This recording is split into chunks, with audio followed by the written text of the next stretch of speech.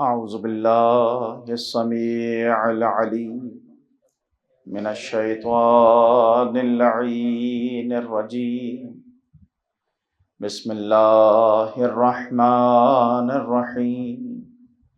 الحمد لله الذي جعلنا من المتمسكين بولاية علي بن أبي طالب.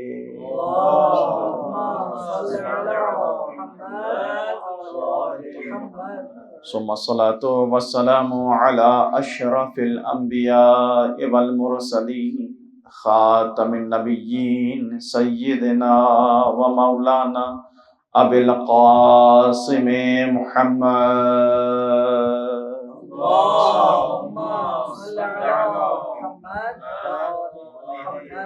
وعلى آله الطيبين الطاهرين المعصومين المظلومين الذين أذهب الله عنهم الرجس وطهرهم تطهيرا.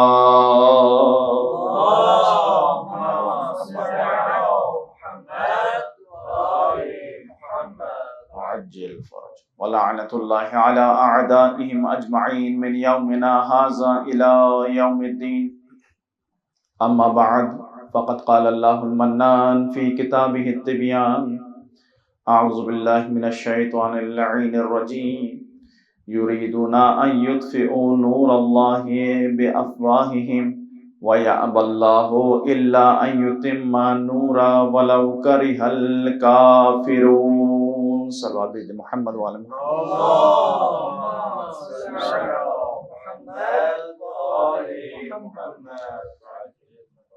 عزیزان محترم، مسلسل آپ کے سامنے سورہ مبارکہ توبہ کی آیت نمبر 32 کو پیش کرنے کا شرف حاصل کر رہا ہوں، جس میں پروردگار عالم ارشاد فرما رہا ہے: یریدون ان یطفئوا نور اللہ بافواہہم. دشمنان خدا کا، کفار کا، مشرکین کا ارادہ ہے، اور وہ ارادہ یہ ہے کہ نور پروردگار کو اپنی پھونکوں کے ذریعے سے بجھا دیں. وَيَأْبَى اللَّهُ إِلَّا أَن يُتِمَّ نُورَهُ، اور اللہ بھی اپنا ایک ارادہ رکھتا ہے، اور ارادہ الہی اس سے متعلق ہے کہ وہ اپنے نور کو تمام کر کے رہے گا. وَلَوْ كَرِهَ الْكَافِرُونَ، چاہے کفار کو کتنا ہی ناگوار کیوں نہ گزرے، پروردگار عالم اپنے نور کو تمام کر کے رہے گا. اس آیت کے حوالے سے اور جو ہمارا سلسلہ چل رہا ہے کہ کون نور پروردگار ہے، اس سے ہم کیا حاصل کر سکتے ہیں، میں نے کل آپ کے سامنے کچھ مولا متقیان امیر المومنین علی ابن ابی طالب علیہ الصلوۃ والسلام کے فضائل پیش کیے تھے. اللہم صلی علی محمد وعلی محمد. مولا کا نام آیا ہے تو اتنی آہستہ صلوات نہ بھیجیے، بلند آواز سے صلوات بھیج دیں. اللہم صلی علی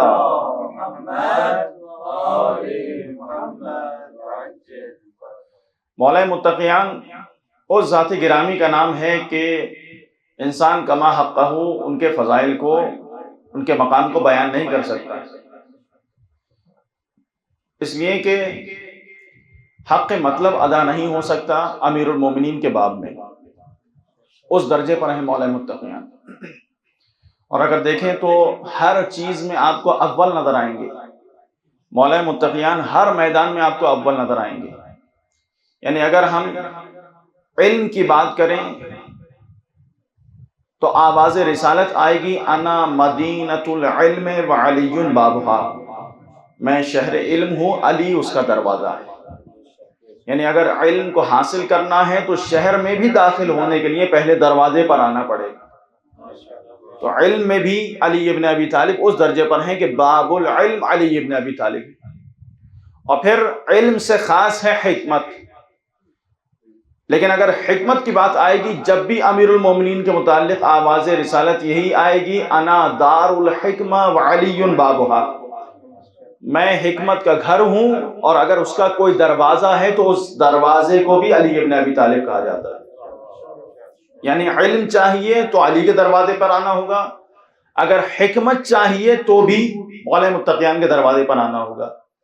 اور اگر آپ دیکھیں تو قرآن مجید میں سورہ مبارکہ جمعہ میں پروردگار عالم ارشاد کیا فرما رہا ہے؟ یسبح للہ ما فی السماوات وما فی الارض الملک القدوس العزیز الحکیم۔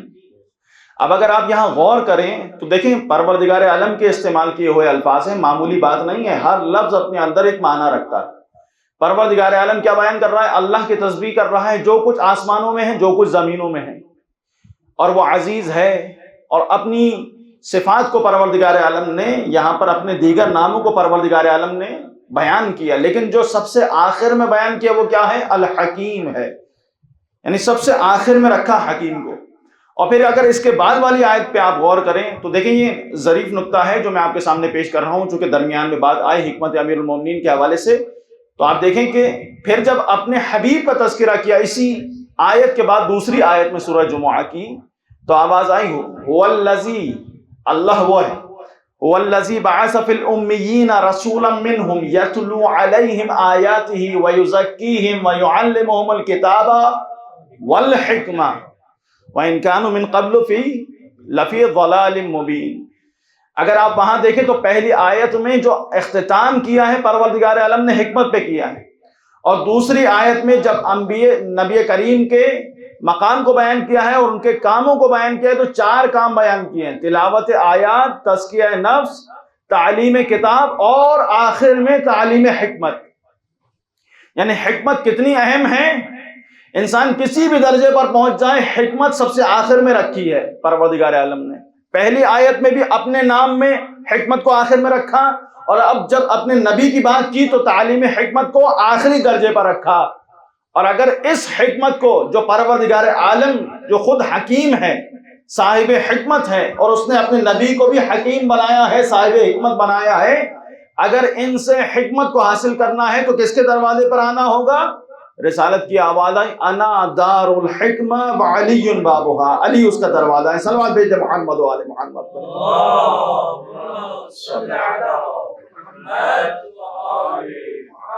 تو ایک ہے علم اور ایک ہے حکمت، اور اب اگر ان دونوں باتوں سے آپ آگے بڑھیں تو قرآن ہے، قرآن حکمت بھی ہے، علم بھی ہے۔ اور پھر جب قرآن مجید کو ہم دیکھتے ہیں تو قرآن مجید کے متعلق مولا متقیان کی وہ فضیلت یاد آتی ہے کہ اللہ کے حبیب کیا ارشاد فرماتے ہیں، مسلم باتیں پیش کر رہا ہوں، کوئی متنازع بات نہیں ہے، یہ سب ان فضائل کو مانتے ہیں۔ جب قرآن کی بات آئی تو آواز آئی القرآن مع علی والعلی مع القرآن، قرآن علی کے ساتھ ہے اور علی قرآن کے ساتھ ہے۔ یعنی قرآن کے ساتھ اگر دیکھنا ہے کہ کوئی اور ذات گرامی معیار ہے تو وہ کون ہے؟ علی ابن ابی طالب کی۔ فرق کیا ہے؟ وہ جو قرآن ما بین الدفتین موجود ہے، یہ قرآن صامت ہے، اگر بولتا ہوا قرآن دیکھنا ہے تو علی ابن ابی طالب کو دیکھنا ہوگا۔ تو اس اعتبار سے کیا ہے؟ امیر المومنین قرآن کے ساتھ ہیں۔ اور پھر اس کے بعد جو حق ہے، حق کا معیار بھی علی ابن ابی طالب ہے۔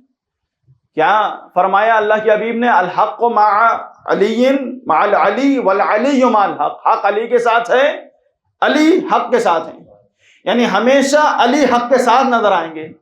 یعنی تساوی کی نسبت ہے دونوں کے درمیان۔ 4 نسبتیں ہیں ان نسب اربعہ میں سے جو نسبت قرآن، حق اور علی ابن ابی طالب کے درمیان ہے وہ کیا ہے؟ تساوی کی نسبت ہے۔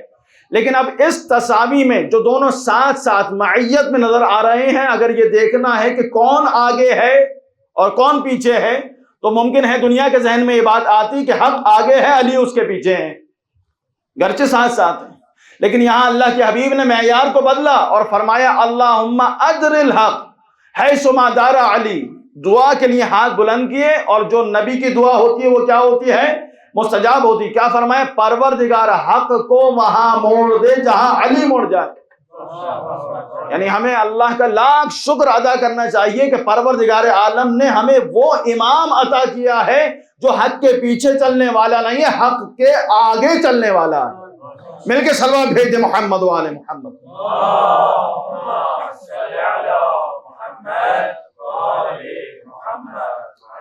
اب اگر ہم ان تمام باتوں کو خلاصہ کریں تو آپ دیکھیں ان پیغامات کو لے کر آنے والے کون ہیں؟ 1,24,000 انبیاء ہیں۔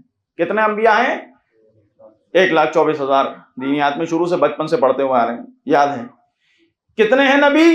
1,24,000 انبیاء۔ ان میں جو اولی العزم ہیں وہ کتنے ہیں؟ 5 ہیں، جنہیں ہم کہتے ہیں 5 بڑے انبیاء۔ رسول کتنے بنائے ہیں پروردگار نے؟ تھوڑا سا دینیات کا بھی امتحان دے دیں، 313 رسول بنائے۔ اور عجیب بات ہے، یہ 313 کا عدد بہت عجیب ہے۔ اللہ اپنے نبیوں میں اگر رسول بنا رہا ہے تو تعداد 313 رکھ رہا ہے، اور اگر حجت آخر کے لیے اصحاب چاہیے تو 313 چاہیے۔ تو یہ عدد بہت اہمیت کا حامل ہے اور معمولی عدد نہیں ہے یہ۔ بہرحال اب اس کے اندر کیا حکمت ہے وہ پھر کبھی اس پر گفتگو کریں گے۔ لیکن ان 313 رسولوں میں 5 کو اولی العزم بنایا، یعنی کون ہیں ان میں؟ نام لیجئے۔ پہلے کون ہیں؟ پہلے کون ہیں؟ مشکل ہو گیا، حضرت آدم، پھر حضرت نوح، حضرت ابراہیم، حضرت موسیٰ اور حضرت عیسیٰ۔ یہ 5 بڑے نبی ہیں یا نہیں ہیں؟ ایسا ہی ہے یا نہیں ہے؟ حضرت آدم نہیں ہے اس میں۔ اور حضرت آدم کیوں نہیں ہے؟ میں نے جان بوجھ کے یہ بات آپ کے سامنے پیش کی، کیوں نہیں ہیں اس کے اندر میں آپ کے سماعتوں کی نظر ایک مطلب کر دوں گی۔ کیوں اولی العزم انبیاء میں حضرت آدم کو پروردگار عالم نے قرار نہیں دیا؟ 5ویں نبی کریم ہے اس میں۔ یہ آپ کا امتحان لینے کے لیے تھا کہ کتنے یاد ہیں آپ کو نام۔ تو تھوڑا ساتھ دیجئے، بیدار ہوں گے تو پتہ چلتا جائے گا، جیسے میں سوال کرتا رہوں گا اس سے اندازہ ہو جائے گا کہ آپ کتنے بیدار ہو کے سن رہے ہیں۔ ایک سلوات بھیجتے محمد و آل محمد پر۔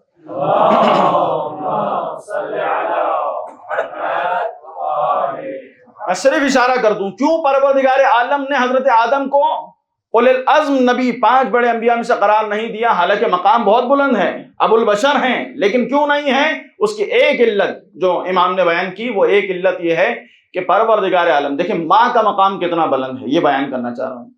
پروردگار عالم کو یہ تو گوارا تھا کہ حضرت عیسیٰ جو بغیر باپ کے پیدا ہوئے ہیں وہ اولی العزم نبی ہو جائیں، لیکن پروردگار کو یہ گوارا نہیں ہے کہ ماں کے بغیر جو اس دنیا میں آیا ہے وہ اولی العزم نبی ہو جائے۔ تو یہ ماں کا مقام ہے، اس اعتبار سے تو یہ 5 بڑے نبی ہیں، توجہ ہے یا نہیں ہے؟ مگر اگر آپ کو ان انبیاء کا رخ بھی دیکھنا ہے، 1,24,000 اور پھر 313 رسول اور 5 بڑے نبیوں، اگر ان کا رخ دیکھنا ہے تو رسالت کی آواز کیا آ رہی ہے؟ من اراد ان ينظر الى آدم فی علمہ وَإِلَى نُوحٍ فِي فَهْمِهِ وَإِلَى إِبْرَاهِيمَ فِي خُلَّتِهِ وَإِلَى مُوسَى فِي مُنَاجَاتِهِ وَإِلَى دَاوُودَ فِي قُوَّتِهِ وَإِلَى سُلَيْمَانَ فِي بَهْجَتِهِ وَإِلَى يَحْيَى فِي زُهْدِهِ وَإِلَى أَيُّوبَ فِي صَبْرِهِ وَإِلَى يُوسُفَ فِي جَمَالِهِ وَإِلَى عِيسَى فِي سُنَّتِهِ فَلْيَنظُرْ إِلَى عَلِيِّ بْنِ أَبِي طالب۔ یہ قابل فخر ہے یا نہیں ہے؟ کیا فرمایا اللہ کے حبیب نے؟ جو آدم کے علم کو دیکھنا چاہتا ہے، نوح کی فہم و فراست کو دیکھنا چاہتا ہے، ابراہیم کی خلت کو دیکھنا چاہتا ہے، موسیٰ کی مناجات اور دعاؤں کی روش کو اور دعاؤں کو دیکھنا چاہتا ہے، یحییٰ کے زہد کو دیکھنا چاہتا ہے، ایوب کے صبر کو دیکھنا چاہتا ہے، سلیمان کی سلطنت اور بادشاہی کو دیکھنا چاہتا ہے، عظمت کو دیکھنا چاہتا ہے، یوسف کے جمال کو دیکھنا چاہتا ہے، داؤد کے قوت بازو کو دیکھنا چاہتا ہے، عیسیٰ کی سنت اور عالم مادہ سے اعراض اور روگردانی کرنا دیکھنا چاہتا ہے، تو اس پر لازم ہے کہ ایک علی کو دیکھ لے، سارے انبیاء کا رخ علی ابن ابی طالب کے رخ میں نظر آ جائے گا۔ یہ قابل فخر ہے یا نہیں ہے ہم سب کے لیے کہ پروردگار عالم نے ہمیں جو پہلا امام عطا کیا، وہ پہلا امام وہ عطا کیا، اور پھر اسی لیے یہ اللہ کے حبیب نے ارشاد فرمایا النظر الی وجہ علی عبادہ، علی کے چہرے کو دیکھو، علی کے چہرے کو دیکھنا بھی عبادت ہے۔ صلوات بھیجتے محمد و آل محمد۔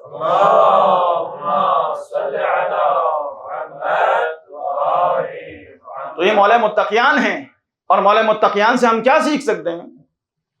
آپ دیکھیں کہ میں آپ سب مجھ سے بہتر ہیں، میں اپنے اور اپنے جیسے افراد کے لیے بیان کر رہا ہوں، وہ کیا ہے؟ جو شیعہ ہونا چاہیے مولا کا عقیدے کے اعتبار سے مضبوط ہونا چاہیے۔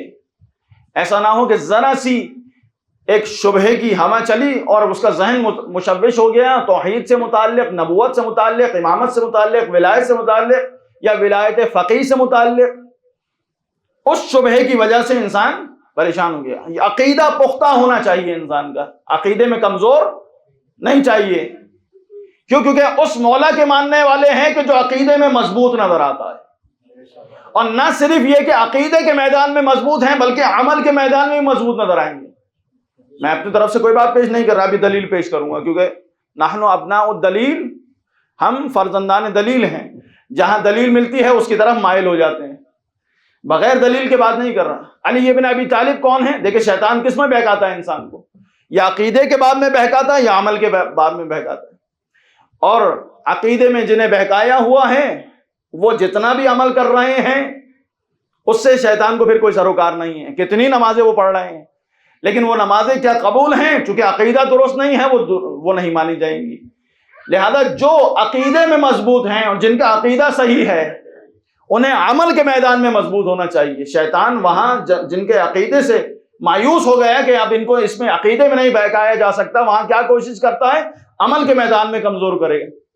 لیکن آپ کے لیے میں ایک ہی میدان سے مولا متقیان کے عقیدے کو بھی بیان کروں گا کہ کس درجے پر ہیں، اور عمل کو بھی بیان کروں گا کہ کس درجے پر ہیں. توجہ ہے یا نہیں؟ کیسے؟ خندق کے میدان میں دیکھیے، خندق کے میدان میں جب مولا متقیان کو بھیجا تو کیا فرمایا؟ آج کل ایمان کو کل کفر کے مقابلے پر بھیج رہا ہوں. برز الایمان کلہ الی الکفر کلہ، کل ایمان کو کل کفر کے مقابلے پر بھیج رہا ہوں. یہ کیا ہے؟ علی کا عقیدہ ہے، کیونکہ کل ایمان ہے، ایمان عقیدے کو کہتے ہیں. توجہ ہے یا نہیں ہے؟ عقیدہ کیا ہے؟ کل ایمان ہے عقیدے کے اعتبار سے علی ابن ابی طالب.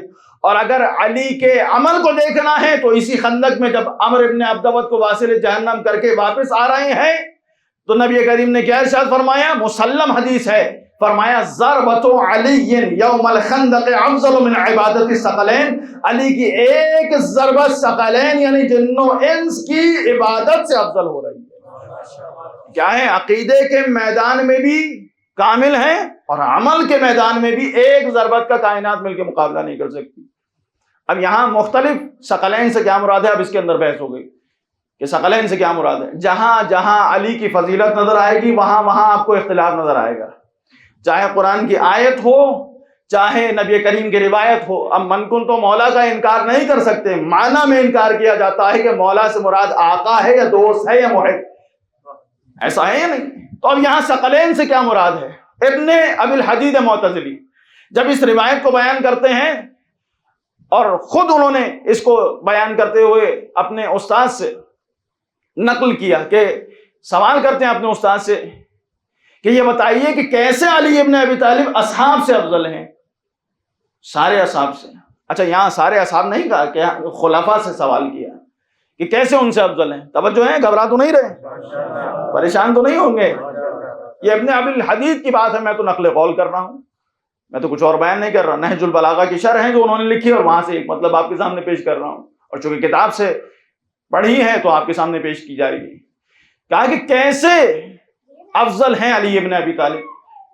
تو استاد ابن ابی الحدید معتزلی نے جواب دیا کیا تم نے یہ روایت نہیں پڑھی؟ ضربۃ علی یوم الخندق افضل من عبادت الثقلین، تم فلاں فلاں کی بات کر رہے ہو، علی کی ایک ضربت تو ثقلین یعنی تمام اصحاب کی عبادتوں سے افضل ہے. تو انہوں نے کیا ترجمہ کیا یہاں پر؟ ثقلین کا جو تعبیر کی تفسیر کی ثقلین سے تمام اصحاب کہ تمام اصحاب اگر مل کر آ جائیں تو علی کی ایک ضربت کا ان کی تمام عبادتیں مقابلہ نہیں کر سکتی. لیکن کما حقہ ثقلین کے معنی یہی ہے.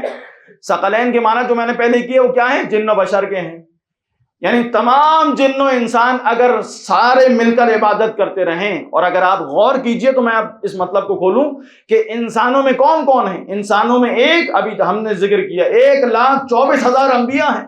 ان میں جناب آدم ہے غیر از نبی کریم، ان میں جناب نوح ہیں، ان میں جناب ابراہیم ہیں، ان میں جناب موسیٰ ہیں، جناب عیسیٰ علی نبینا وعلیہ وآلہ السلام ہیں. توجہ ہے نہیں؟ تو یہ سارے انبیاء جس کی ایک ضربت کا مقابلہ نہ کر سکیں، سارے صحابہ مل کے اس کی تمام عبادتوں کو کیسے مقابلہ کر سکتے ہیں؟ اس درجے پر ہیں مولا متقیان. اور آپ دیکھیں کہ نہ صرف مولا متقیان اس میدان میں بلکہ امیر المومنین بھی ہیں اور امام المتقین بھی ہیں. نہج البلاغہ امام کا شاہکار ہے. یعنی آپ غور کیجئے کہ نہج البلاغہ جو مولا کے خطبے ہیں یہ کب کے ہیں؟ جب تک نبی کریم ہے خاموش ہیں. یہ تمام خطبے کم ہیں؟ بعد از نبی ہیں، اور وہ بھی 4-4.5 برس کی جو ظاہری حکومت ہے اس میں جو خطبے ارشاد فرمائے تقریباً وہی ہیں. ان میں ایک خطبہ خطبۃ المتقین ہے. کون سا خطبہ ہے؟ خطبۃ المتقین. کون بیان کرنے والا ہے؟ امام المتقین. کس کی صفات کو بیان کر رہا ہے؟ متقین کی صفات کو بیان کر رہا ہے. اور مولا نے جب متقین کی صفات کو بیان کیا تو کس انداز میں بیان کیا؟ راوی کا نام ہے حمام. اور جب یہ آئے مولا کی خدمت میں، مولا کے صحابی تھے، عرض کی کہ صف لی المتقین، اے مولا میرے لیے متقیوں کی صفات ایسے بیان کریں جیسے میں انہیں دیکھ رہا ہوں. اب آپ بتائیے کہ کیا مولا متقین یہاں پر پریشان ہوں گے؟ یہاں پر یہ کہیں گے کہ بعد میں آنا، کل آنا، پرسوں آنا ہے؟ اگر تیاری نہیں ہوگی تو کیا کہیں گے؟ علی ابن ابی طالب تو ایسے نہیں ہے نا. جب کسی نے کہا کہ مولا آپ ان سوالات کا جواب جو ہے اتنی آسانی سے دے دیتے ہیں، تو یہ کیسے دے دیتے ہیں؟ اتنی آسانی سے کیسے بتا دیتے ہیں؟ تو مولا نے کیا فرمایا؟ مولا نے فرمایا یہ بتاؤ تمہارے ہاتھ میں انگلیاں کتنی ہیں؟ تو فوراً بتایا کہ ایک ہاتھ میں 5 انگلیاں ہیں، کل 10 انگلیاں ہیں. کہا یہ کیسے بتا دیا؟ تو مولا نے فرمایا، مولا نے اس سے سوال کیا بتاؤ یہ کیسے بتا دیا؟ تو کہنے لگا یہ میرے سامنے کی بات ہے. مولا نے فرمایا یہ ساری کائنات ہمارے سامنے کی بات ہے. مل کے صلوات بھیجتے محمد وآل محمد صلی اللہ علیہ. اور مولا کیسے خطیب ہیں؟ مولا کوئی چھوٹے موٹے خطیب نہیں ہیں، بلکہ خطابت جن سے سیکھ سکتا ہے انسان وہ مولا متقیان ہیں. کہ اگر ان کے کلام کو دیکھیں تو عجیب انداز میں نہج البلاغہ ہے، نہ شعر ہے نہ نثر ہے. یہ خود شعراء اور جو بہت بڑے ادبا اور مصنفین ہیں وہ یہ اس بات کو بیان کر رہے ہیں کہ مولا کا کلام اس درجے پر ہے کہ اگر شعر کی نگاہ سے دیکھا جائے تو کچھ مطالب مل جاتے ہیں، اور اگر نثر دیکھا جائے تو ہے نہیں شعر و شاعری، لیکن ادب اس انداز میں ہے کہ ایسے محسوس ہوتا ہے کہ اس سے بہتر شاعری نہیں ہو سکتی. لیکن ہے کیا؟ نثر ہے، اور اس کے اندر اپنے جو محاسن ہے، اور سید رضی نے کس اعتبار سے اس کو جمع کیا وہ ایک الگ گفتگو ہے، پھر کبھی انشاءاللہ. لیکن مجھے اس خطبے کی طرف آپ کی توجہ مبذول کرنی ہے. مولا متقیان کتنے بڑے خطیب ہیں، غور کیجئے گا. جب ایک شخص آیا اور آگے کہنے لگا مولا ممکن ہے کہ کیا آپ اس حرف کے بغیر جو عربی زبان میں سب سے زیادہ استعمال ہوتا ہے خطبہ ارشاد فرمائیں؟ تو مولا نے نہیں کہا کہ کل آئیے گا، پرسوں آئیے گا، مجھے تیاری کرنی ہے اور پھر اس کے بعد میں بتاؤں گا. نہیں، اسی وقت کہا کہ وہ کون سا حرف ہے؟ کہا وہ الف ہے. الف ہے. اب اگر آپ دیکھیے کہ کسی سے کہا جائے کہ آپ کو ایک مقالہ لکھنا ہے یا ایک تقریر کرنی ہے جس میں حرف الف نہ ہو تو فوراً فی البدیہہ نہیں کر سکتا.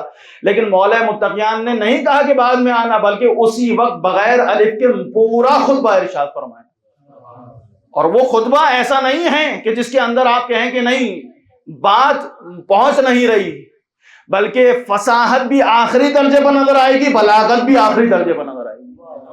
اور پھر ایک شخص آیا اور آ کے کہنے لگا مولا ممکن ہے بغیر نقطے کے خطبہ ارشاد فرمائیے.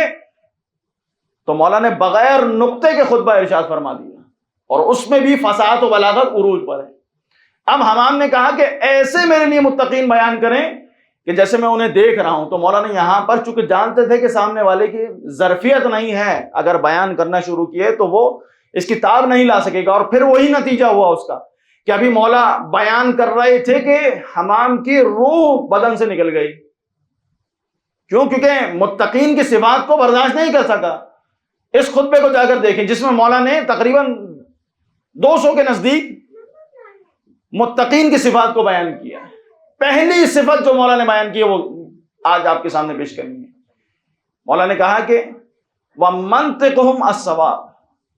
متقیوں کو دیکھنا چاہتے ہو تو متقی کی پہلی صفت کیا ہے؟ متقی جو بولتا ہے وہ حقیقت کے مطابق بولتا ہے، حق سے ہٹتا نہیں ہے، حق کے راستے سے ہٹتا نہیں. جب زبان کھولتا ہے تو جو بولتا ہے وہ حق بولتا ہے، غلط بات نہیں بولتا. توجہ ہے یہ نہیں؟ اہل بیت علیہ السلام کے مقام کو ابھی تک میں نے جو آپ کے سامنے فضائل بیان کیے واقعتاً ان میں بعض ایسے فضائل ہیں جو اہل بیت کے نہیں ہیں، لیکن چونکہ لوگوں کے ذہن ابھی آمادہ نہیں تھے اس انداز میں بیان کیا گیا تاکہ مانوس ہو سکیں. لہذا اگر آپ دیکھیں مولا متقیان کا جو مقام ہے بہت بلند ہے. ہم جو اہل بیت کے بارے میں کہتے ہیں یہ صادقین ہیں، نہیں، اس سے بلند مقام ہے ان کا. اور پھر یہ جو جملہ کہا جاتا ہے کہ نہیں، ایسے سچے ہیں کہ جو یہ کہہ دیں سچ کو ویسا ہونا پڑتا ہے.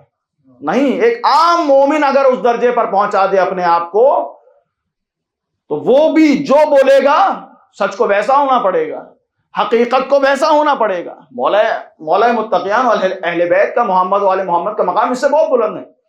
کوئی بات بھی، چونکہ آپ طلاب ہیں مجھے معلوم ہے، ذہن فوراً دلیل کی طرف جائے گا کہ کیسے یہ بات کر دی، تو میں بغیر دلیل کے بعد اور گفتگو کرنے والا نہیں ہوں آپ کے سامنے. آپ دیکھیں کہ ایک شخص ہے اپنے آپ کو اس درجے پر پہنچا چکا ہے، مزدور تھا، عام مزدور تھا، جو بولے ویسا ہونا پڑے گا. کیا ایسی شخصیات نہیں ہیں؟ ایسی شخصیات موجود ہیں کہ جو کہہ دیتی تھی.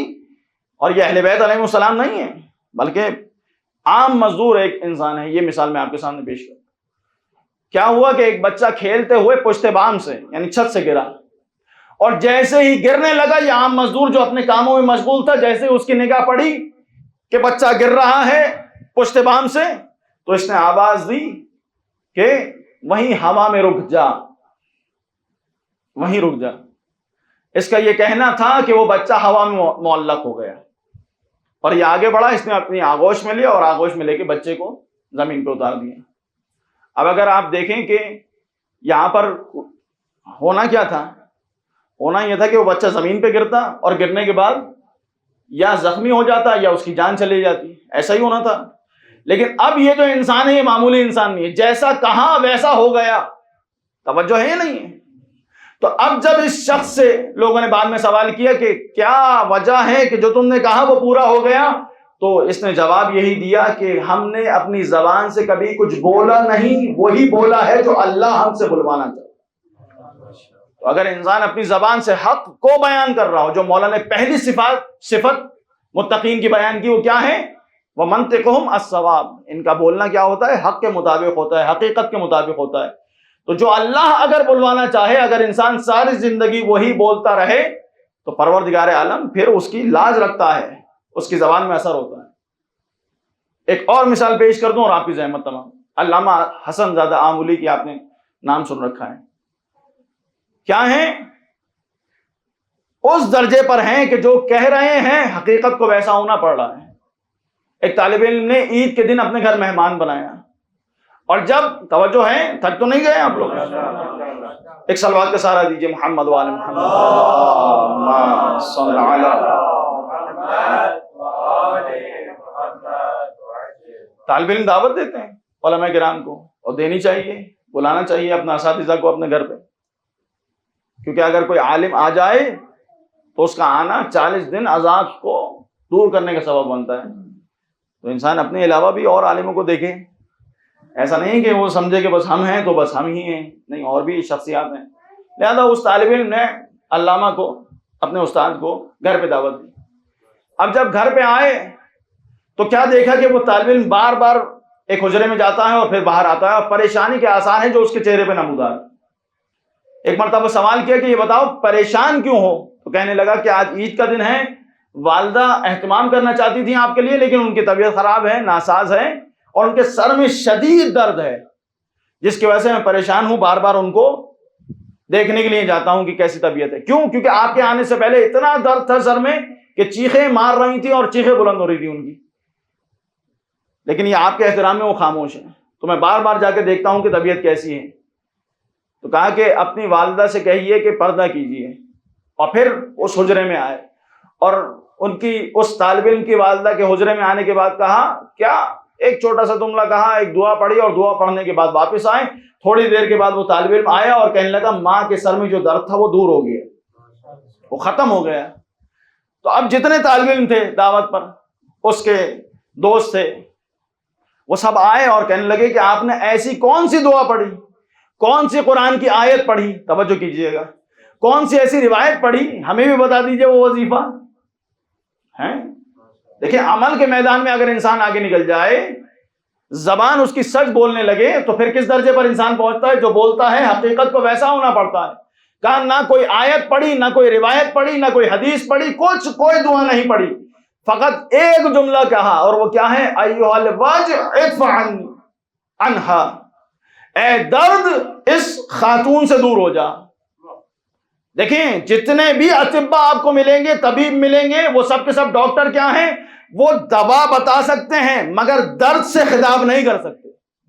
علامہ اس درجے پر تھے کہ درد کو مخاطب کیا، اور درد کو مخاطب کر کے کہا کہ اس خاتون سے دور ہو جا۔ جب تمام طلاب نے کہا، نہ آپ نے کوئی آیت پڑھی، نہ کوئی حدیث سنائی، نہ کوئی روایت پڑھی، کچھ بھی نہیں، کوئی دعا معصور کچھ بھی نہیں کہا، ایک جملہ کہا، اس کی وجہ کیا ہے کہ وہ مؤثر ثابت ہوا؟ تو کہنے لگے ہم نے اللہ کی 100 باتوں کو مانا، اللہ نے اگر ایک جگہ ہماری لاج رکھ لی تو اس میں تعجب کی کیا بات ہے؟ صلوات بھیجے محمد و آل محمد۔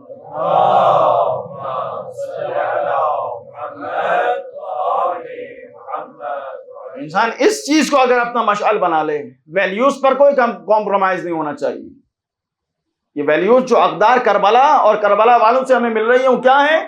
حق پر ڈٹے رہنا، زبان سے حق کے علاوہ کچھ اور نہ بولنا، کوئی کمپرومائز نہیں ہے ان پر، اصولوں پر کوئی کمپرومائز نہیں ہے۔ یہ کربلا، یہ مولا متقیان اور یہ خطبہ متقین، آپ جا کر دیکھیں پورے خطبے کو، میں نے فقط ایک مطلب اور پہلی صفت کی طرف اشارہ کیا، اور پھر ہم اپنا جائزہ لیں۔ میں اپنے اور اپنے جیسے افراد کی بات کر رہا ہوں، آپ سب مجھ سے بہتر ہیں۔ دیکھیں کہ اگر ہم سرباز امام زمان ہیں تو واقعتاً کیا ہماری زبان حق کے علاوہ کچھ بولنے کے لیے تیار ہے یا نہیں؟ یہ پہلی صفت ہے۔ اگر پہلی صفت پہ پورا اترنا ہے تو پھر بعد کی صفات ہے، اور اگر پہلی صفت نہیں ہے تو پھر باقی صفات انسان دیکھے کہ کہاں کھڑا ہوا ہے، کتنے پانی میں ہے انسان۔ آپ دیکھیں کہ کربلا میں یہی حق و حقانیت نظر آتی ہے، جب کربلا کے راستے پر ہیں امام حسین علیہ السلام، اور اس راستے میں ایک وہ موڑ آتا ہے کہ آپ دیکھیں کہ جہاں عبداللہ ابن جعفر طیار، مکے سے بھی کچھ فاصلے پر ہی یہ کاروان روانہ ہوا ہے کہ عبداللہ ابن جعفر طیار آتے ہیں، اور آنے کے بعد جیسے ہی عبداللہ ابن جعفر طیار امام حسین کی خدمت میں آتے ہیں، اپنے دونوں بیٹوں کو لے کر آتے ہیں۔ کون؟ عون و محمد۔ ان دونوں نوجوان کو لے کر آ رہے ہیں، بچے ہیں، کم سن ہیں، اور لینے کے بعد جب اپنے ساتھ آئے ہیں تو اس موقع پر ثانیہ زہرا کے دل میں ایک اضطراب ہے۔ کیوں؟ کیونکہ شوہر ہے، ایسا تو نہیں کہ اپنے ساتھ واپس لے جانے کے لیے آئے ہیں۔ لہٰذا جب ثانیہ زہرا تشریف لے کر آئیں تو کہا کہ آپ نے ساتھ لے کر جانے کے لیے آئے ہیں؟ تو فرمایا نہیں، اپنے ساتھ لے کے جانے کے لیے نہیں آیا، بلکہ ان 2 بچوں کو آپ کے ساتھ چھوڑنے کے لیے آیا، کہ جہاں میرے مولا و آقا حسین پر مشکل وقت آ جائے تو ان بچوں کو میری طرف سے قربان کر دیجیے گا۔ ثانیہ زہرا حق و حقانیت کا اگر مجسم ہو جائے حق و حقانیت تو ثانیہ زہرا بنتی ہیں۔ آپ دیکھیں کہ کس انداز میں بھائی پر قربانی پیش کی ہے، جو بولا ہے وہ حق کے مطابق بولا ہے۔ یہ کوئی مبالغہ نہیں ہے کہ جب ظالم کے دربار میں آئی اور جب ظالم نے کہا کہ آپ نے کربلا میں کیا دیکھا، تو جو حق تھا وہ بولا، ما رأیت الا جمیلا، جمال پروردگار کے علاوہ کچھ اور نہیں دیکھا، کربلا میں جمیل چیزیں، جمال الہی کا مشاہدہ کیا۔ یہ عین حق ہے، یہی حقیقت ہے، اسی وجہ سے یہ ذکر باقی ہے، کیونکہ جمال الہی ہے، نور پروردگار ہے جو جلوہ افروز ہوا ہے کربلا کے میدان میں۔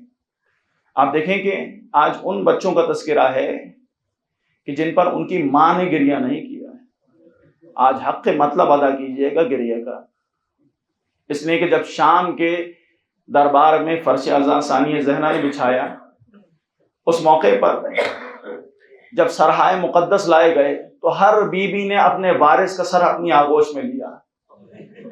ایسے میں جب امام حسین کا سر آیا تو ثانیہ زہرا آگے بڑھی اور آگے بڑھ کے اپنے بھائی کا سر لیا، شام کی عورتوں سے پرسہ وصول کیا، مگر شام کی عورتوں نے سب بیویوں کو ان کے وارثوں کا پرسہ دینے کے بعد اب جو دیکھا تو کیا دیکھا؟ 2 ننھے سر ہیں گوشے میں رکھے۔ ایک جملہ کہا شام کی عورتوں نے، کہا کہ کیا ان کی ماں مر گئی ہے؟ جو پرسہ لینے والا کوئی نہیں ہے، ان کے سر رکھے ہوئے ہیں۔ ایک مرتبہ ثانیہ زہرا جناب زینب کبریٰ نے فرمایا، عجیب انداز میں عجیب جملہ ہے، فرمایا جب تک اپنے بھائی پر گریہ کرنے کا حق ادا نہیں ہوگا، جب تک اپنے بھائی پر نہیں روگی، جب تک اپنے بچوں پر گریہ نہیں کروں گی۔ اجرکم اللہ۔ کبھی سامنے گریہ نہیں کیا بچوں پر، کب گریہ کیا؟ جب مدینے آئیں اور اپنے گھر تشریف لے کر آئیں تو اپنے گھر کے حجرے میں 2 حجرے خالی دیکھے، اون محمد کے حجرے خالی ہیں، آواز دی اون محمد کہاں ہو، ماں کو بچے بہت یاد آ رہے ہیں۔ اجرکم اللہ۔ آپ کی صدائیں بلند ہو گئی، مولا آپ کو کوئی غم نہ دے سوائے غم حسین کے۔ میں جملہ دوبارہ تکرار کروں گا، مسلسل آپ کے سامنے پیش کر رہا ہوں۔ چھٹے امام فرماتے ہیں، پروردگارا ان آوازوں پر اپنی رحمت نازل فرما جو ہمارے مسائل میں بلند ہوتی ہیں۔ اجرکم اللہ، اجرکم اللہ۔ کون ہے اون محمد؟ یہ اون محمد صدقہ اور قربانی کے طور پر عبداللہ ابن جعفر طیار، ابھی میں نے ذکر کیا، جناب ثانیہ زہرا کو دے کر گئے۔ جب شب عاشور حضرت عباس بیویوں کے خیمے کا پہرا دے رہے تھے تو پہرا دیتے ہوئے کیا دیکھا کہ ہر خیمے میں جو بیوی موجود ہے وہ اپنے وارث کو کل کے دن کے لیے آمادہ کر رہی ہے۔ ایک مرتبہ ثانیہ زہرا کے خیمے کے پاس آئے تو کیا دیکھا کہ ثانیہ زہرا نے اپنے دونوں شہزادوں اون محمد کو سامنے بیٹھایا ہوا ہے اور بیٹھا کر یہ تلقین کر رہی ہیں، اے اون محمد تم جعفر طیار کے پوتے ہو، حیدر کرار کے نواسے ہو، دیکھو کہیں ایسا نہ ہو کہ کل کربلا کے میدان میں قربانی پیش کرنے کے لیے تم سے پہلے علی اکبر میدان میں چلا جائے۔ اجرکم اللہ۔ جب عاشور کا دن آیا، شہزادی نے دونوں کو بلایا، جب قربانیاں کچھ پیش ہوئی جناب اون محمد کو بلایا، کہا کہ کیا وجہ ہے اب تک میدان میں میری طرف سے قربانی پیش نہیں کی؟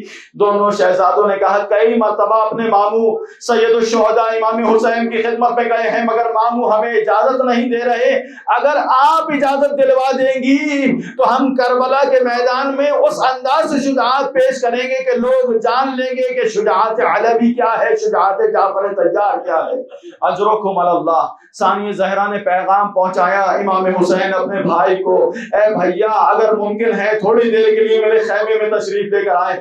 اب جو سید الشہداء خیمے میں آئے، ثانیہ زہرا نے کہا اے بھیا حسین کیا میں آپ سے کچھ مانگ سکتی ہوں؟ ارے ذرا تصور کیجئے، ثانیہ زہرا زینب کبریٰ جیسی بہن ہو اور حسین جیسا بھائی ہو، اور وہ بھائی اپنی بہن پہلی مرتبہ کچھ مانگے اور اسے رد کر دے، کہا ممکن نہیں ہے کہ تمہیں رد کر دے، جو مانگنا ہے وہ مانگو۔ ایک مرتبہ ثانیہ زہرا نے کہا میرے بچوں کو مرنے کی اجازت دے دیجئے۔ اجرکم اللہ۔ امام حسین نے کس انداز میں اجازت دی ہوگی مجھے نہیں معلوم، دونوں شہزادوں کو گھوڑوں پر سوار کروایا، دونوں بڑھ بڑھ کے حملے کرتے ہیں اور یہ کہتے جاتے ہیں، ایک شہزادہ کہتا ہے میں حیدر کرار کا نواسا ہوں، دوسرا شہزادہ کہتا ہے میں جعفر طیار کا پوتا ہوں۔ جب عمر سعد نے اس بات کو سنا، ایک مرتبہ حکم دیا انہیں گھیر کر مارو، ارے ایک ایک کر کے جاؤ گے مقابلہ نہ کر سکو گے، یہ شجاع گھرانے سے تعلق رکھنے والے بچے ہیں۔ آج ساری بکھری ہوئی فوج آئی، ارے احاطہ کیا، دونوں شہزادوں کو گھیرا اور گھیر کے اس انداز میں حملہ کیا کہ کسی نے تیر مارا، کسی نے نیزہ مارا، کسی نے تلوار چلائی۔ اب جو دونوں شہزادے زمین پر آئے، آواز دی مامو عباس مدد کو آئیے، مامو حسین مدد کو آئیے۔ یہاں جناب عباس آگے بڑھے، وہاں امام حسین آگے بڑھے، دونوں کے لاشوں کو لا کے مقتل میں اس خیمے میں رکھا جہاں شہداء کے لاشیں رکھے ہیں، مگر مولا نے کہا مجھے سب بیویاں دکھائی دے رہی ہے مگر میری بہن زینب دکھائی نہیں دے رہی۔ اب ماں فضہ جا کر دیکھے میری بہن کہاں ہے۔ ایک مرتبہ خیمے میں آئی کا شہزادی، آپ کے دونوں شہزادے آ گئے، کہا میں نے کہا تھا زندہ واپس نہ آئے، وہ زندہ کیسے آ گئے؟ کہا بیوی آ کر دیکھیے۔ اب جو آ کر دیکھا تو کیا دیکھا؟ ایک طرف اون کا لاشا، ایک طرف محمد کا لاشا، اپنی پیشانی کو زمین پر رکھا دونوں لاشوں کے درمیان۔ پروردگارا زینب کی اس قربانی کو اپنی بارگاہ میں قبول فرما۔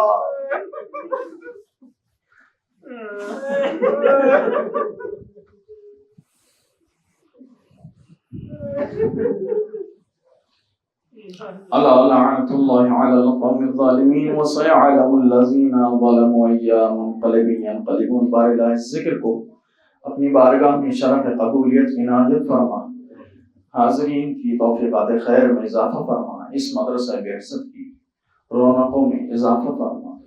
بار الہ سب کی حاجت روائی فرما، جو مشکلات میں گھرے مولا مشکل کشا کے صدقے میں اس ذکر کو دو کر سب کی مشکلات کو آسان فرما. حجت آخر امام زمانہ کے قلب مطہر کو ہم سے راضی فرما. جو بیمار ہیں جنہوں نے التماس دعا کہا ہے، مولا بیمار کربلا کے صدقے میں سب کو صحت عاجلہ و کاملہ عنایت فرما. حجت آخر امام زمانہ کو اذن ظہور عطا فرما. ہم سب کو مولا کے اعوان و انصار میں قرار فرما. اور ربنا تقبل منا انک انت السمیع الدعاء برحمتک یا ارحم الراحمین.